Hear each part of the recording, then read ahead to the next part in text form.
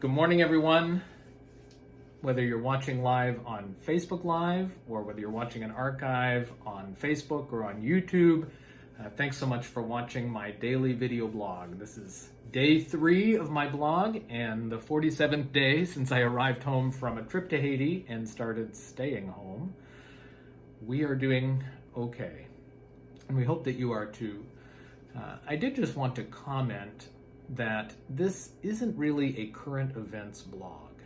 I know that there's a lot going on in the world out there, including some extremely difficult things even this week. Obviously, none of us are ignoring those realities. Some things will no doubt come up from time to time in my check-ins with people, but I'm going to let you get your news of the day elsewhere. And yes, when I sign off with reminding you to breathe, that's kind of my way of acknowledging some things that we're just not going to mention specifically in this video blog. Okay? Anyway, again, we started this daily check-in 2 days ago, so this is our third little visit like this. The big daily announcement, the purpose for the blog, right, will be in a few moments. Every day, I'm also reminding you about the Community of Christ Daily Prayer for Peace, Country of the Day. I'll tell you about a check-in that I've had with a person from somewhere in the world. Before the check-in today, one of my friends, Sandra Eaton, has suggested that we add a book recommendation by Tiona. Tiona is our resident teenager who, at 13 years old, is a fairly voracious reader. They've had a book club going since first grade, not long after starting to read independently in the first place. It's an interesting little book club. There's never been a kid member. Anyway, in a moment, I'll give you Tiona's book recommendation of the day. So here goes. Every day in Community of Christ, we pray for peace and we pray for a country of the world. This is a chance for us to remember we're not alone in the world and to resist nationalism and self-centeredness. We are drawn toward the enduring principle of the worth of all persons, and we struggle for peace in the world. It feels to me like turning outward every day to think of a different country kind of helps us in that. I think it does. I hope it does. So just a reminder, you can find a daily prayer for peace on the Community of Christ website, or you can write your own, or just say a prayer direct from your heart. The country we're remembering today is Mauritius. So remember Mauritius today, and remember that there's a world out there. The book Tiona is recommending is The Unwanteds by Lisa McMahon. It was published in 2011 by Aladdin, an imprint of Simon & Schuster Children's Publishing Division. Tiona says that The Unwanteds is a book about a place where people are sorted into 3 groups: wanted, necessary, and unwanted. The unwanteds are too creative. They have magic, and so they are sent to their deaths. This is a really good book, Tiona says. There is magic, fighting, and a little romance too. It is also the first book in a series. And Tiona says that without giving too much of a spoiler, they're sent to their deaths, but they don't actually die.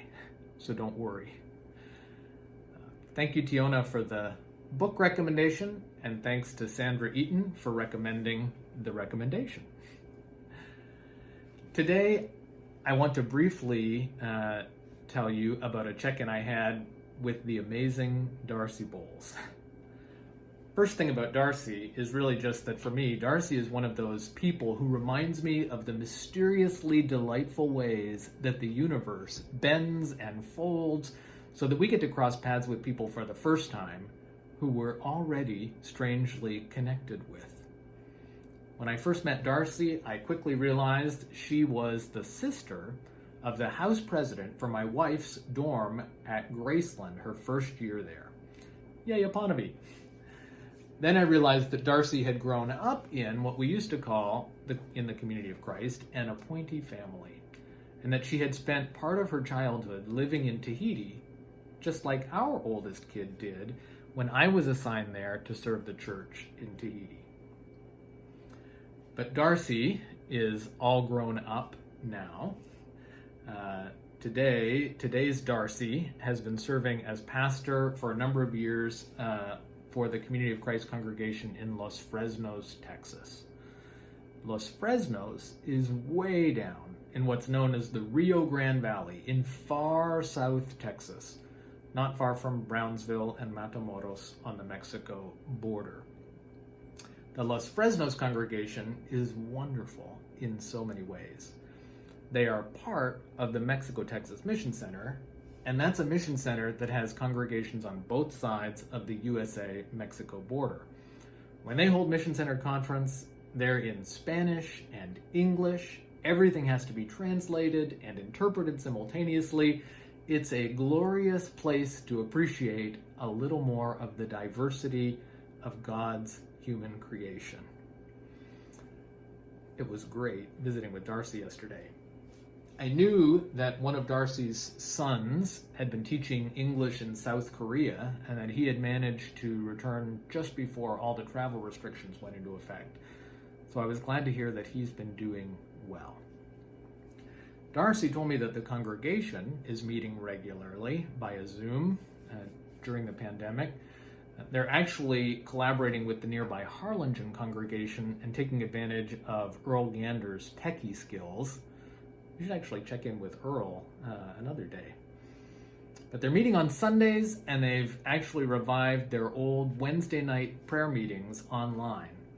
And these have become an important time to check in with each other. One of the reasons I wanted to check in with Darcy was to hear about the food pantry that the congregation hosts on their property. This little food pantry, I knew already, is a vital community resource in that area. And it was fun hearing Darcy tell me yesterday that before the shutdown really got started, their city manager had called a meeting with ministers from the area. And in that meeting with all these folks from different churches, they heard about a number of things that were going to be happening during the shutdown.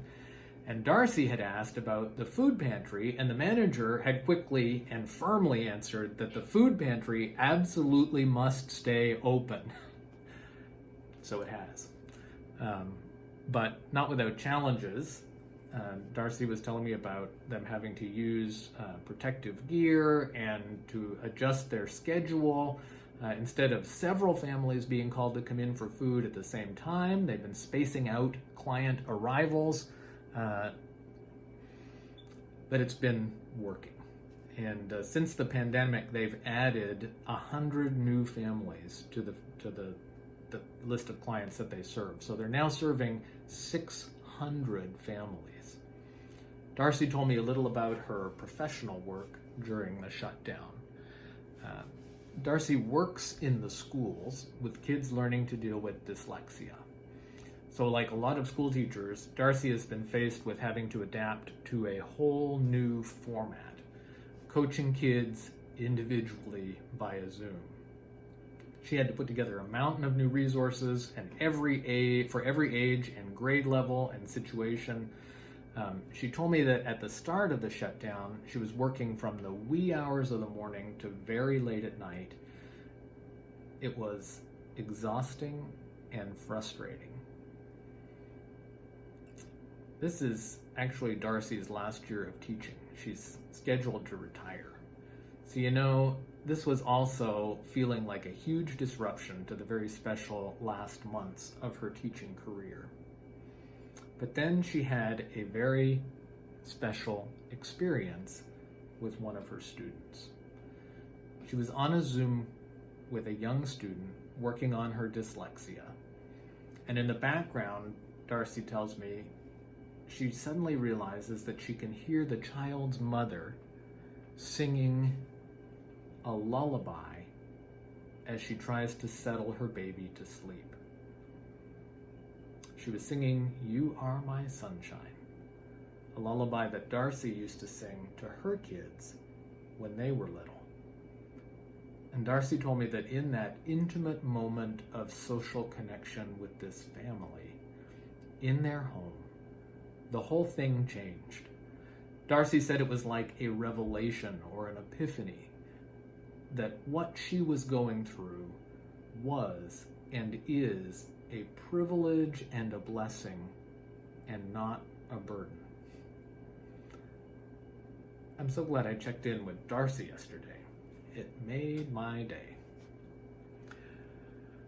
Well, it's time for our big announcement. I know that if you're still listening, it's because you've been waiting for this. So gather your family around. I have done the research, so you don't have to.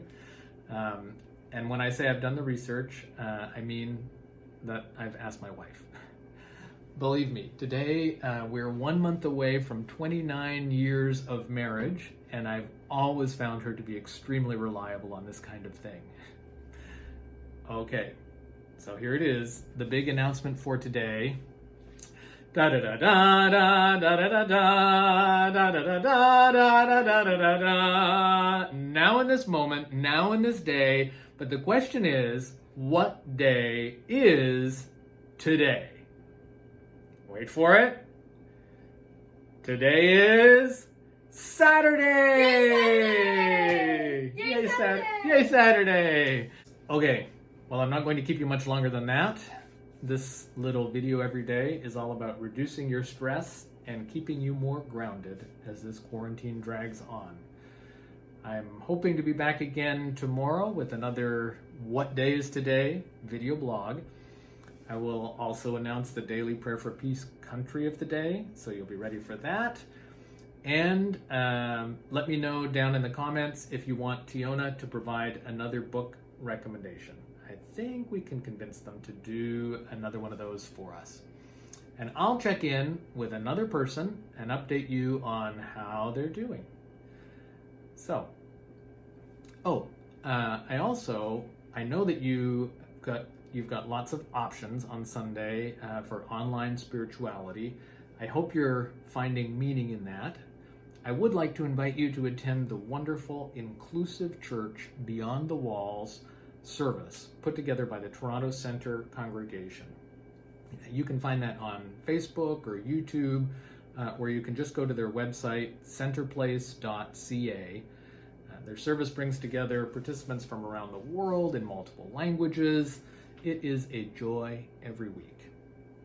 Tomorrow, Roger Dodson is bringing a message. Apostle Ron Harmon will share about the disciples' generous response. And Elray Henriksen will be live from Belgium with the Prayer for Peace. Okay, so I'm signing off for now from my home in Independence, Missouri. Please, until tomorrow, remember to breathe.